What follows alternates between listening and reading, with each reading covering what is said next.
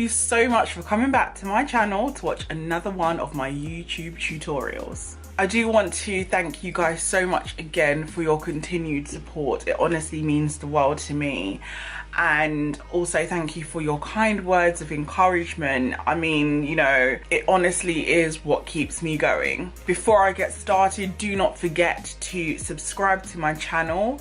I'm nearly hitting my benchmark, which is 5,000, so please do keep pushing.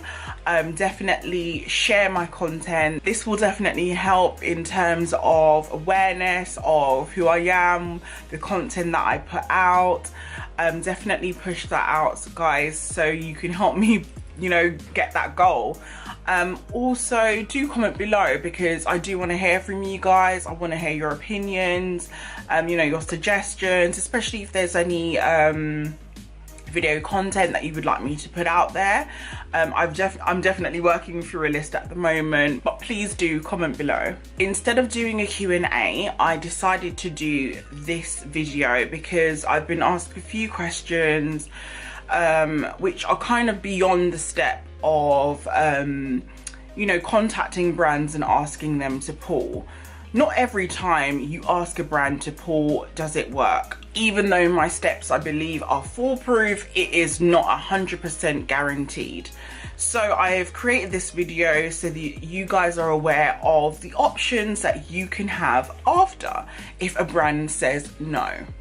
So if you haven't watched my YouTube tutorial on how to pull clothing from a brand or PRs, go ahead, watch it right now. I've put the link somewhere up here so that you can go straight to it right now. It honestly has helped so many people. It's helped me on many occasions, even up till now in my career. Again, it is not 100% guaranteed. So you have to ask the question, if a brand says no, how are you still able to do a stylist job? If you're looking for a specific brand, say you're looking for a pair of Gucci shoes, my go-to would be go straight to Gucci, go to their PR and ask if they will loan. That's whether they do it in-house or not. Some brands, again, like I said, they do their PR in-house, and some have a PR that looks after all of their PR work, and you're gonna have to look for that person. I've had it before that I've gone to a PR and they've said no, and I've gone straight to the brand and they've said yes. So I really would push with working both angles, going directly to a brand as well as going directly to their PR.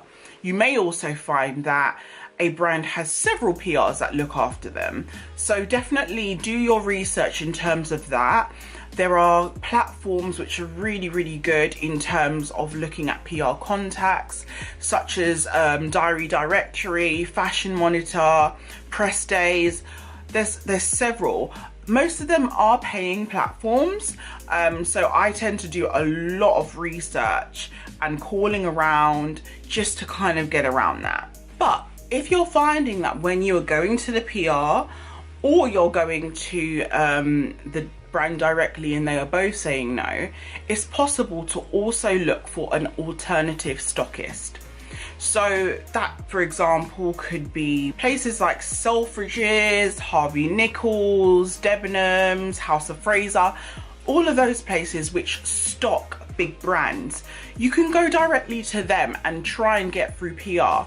That way, when you credit it, you will say something like Gucci at House of Fraser when you're doing credits, or you would say, you know, Prada at Selfridges. It's a great opportunity to work with different department stores who hold much more brands, even their house brands as well. It gives you more access in terms of pulling.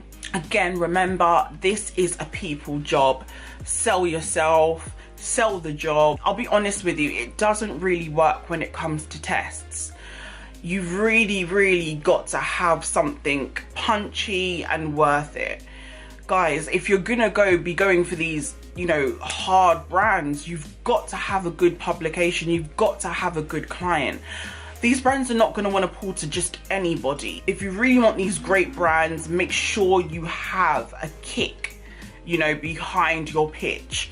But again, yeah, just go to small boutiques, because if these small boutiques are stocking these really great designer brands, they're gonna want a platform. They're gonna want that free PR.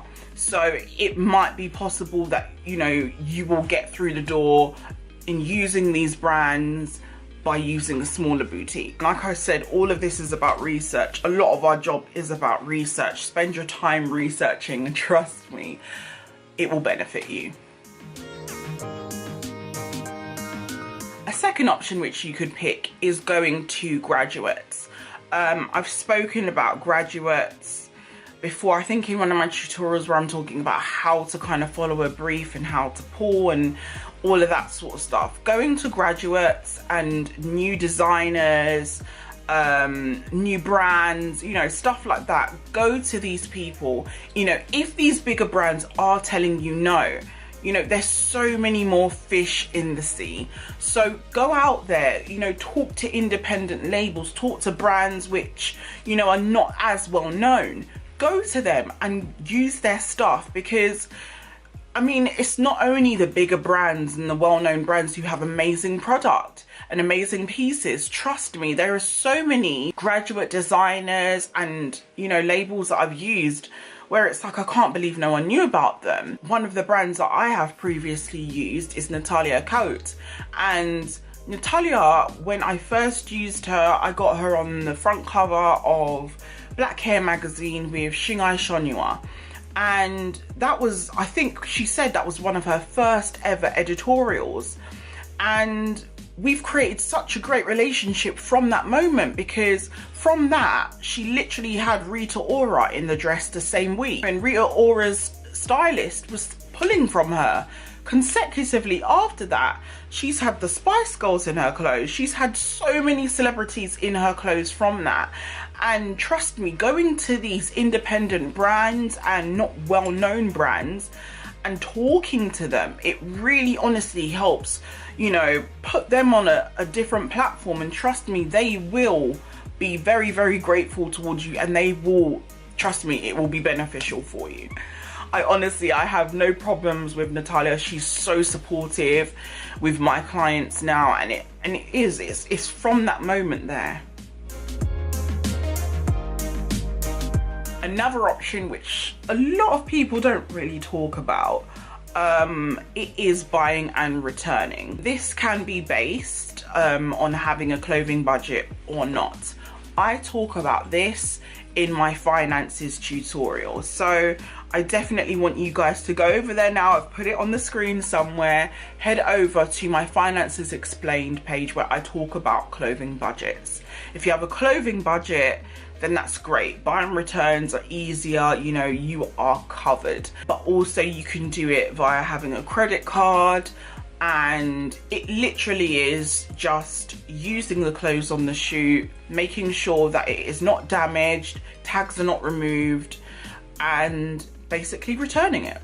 This obviously saves a lot of time, and if you do have the budget, if you do have that allowance on your credit card, why not go and get those Gucci pair of shoes, take them up, make sure they're protected, make sure they are resellable, because obviously if you damage it and it's non-returnable, then you are liable for that. But yeah, go grab whatever you need, use it, make sure you look after it, make sure that the company can sell it afterwards. Get on with it. And the final and simple tip that I will give you is to use your own wardrobe. I talk about this all the time, you know, using your own wardrobe. I have collected clothes, shoes, jewelry, accessories. I kind of merged, some of it is my own wardrobe, but also I have things which obviously do not fit me, and I keep it to a side, or I packed it away somewhere. Having your own wardrobe is so important. Again, you may come across amazing pieces where you're like, oh my god, this will look so great in an editorial. Buy it, you know, invest, because it will work for you in these moments. Especially, I've had a few times where clients want something and I know it's not in the stores. I know it's maybe not on trend. You know, it's difficult to get. So it's great that I have some pieces in my wardrobe that can definitely work.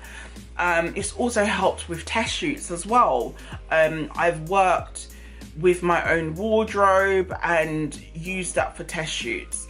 Another little add-on that I want to give to you is in terms of postage, because I have found some really great brands and they are overseas, they're in France or, you know, wherever it is. And what happens in those cases is that the brand usually will pay for the things to be shipped over. I would advise you to be prepared to pay for the postage back. Honestly, that's just the way it tends to be. I've never had a client who pays for something to be shipped to me and will pay for it to be sent back, unless you've got a huge A-lister client or an amazing project where they literally are going to throw everything at you. Be prepared for that. All of the tips that I've given you, all of these options, if a brand says no, can work. Whether it is a test shoot or whether it is a commission shoot or whether it is a submission shoot. All of this, I personally believe you can use if a brand tells you no.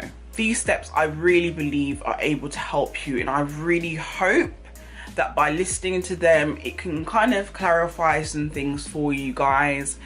You know, if you feel a little bit stuck, don't forget to share this video because I'm sure it can help somebody else. Comment below, let me know what's going on, let me know if you're having any other issues in terms of pulling clothing, and also do not forget to subscribe and press that button so you can stay updated when new content comes out. So thanks so much again for watching. Continue to stay focused, continue to stay positive, and I wish you all the success in your career. Bye.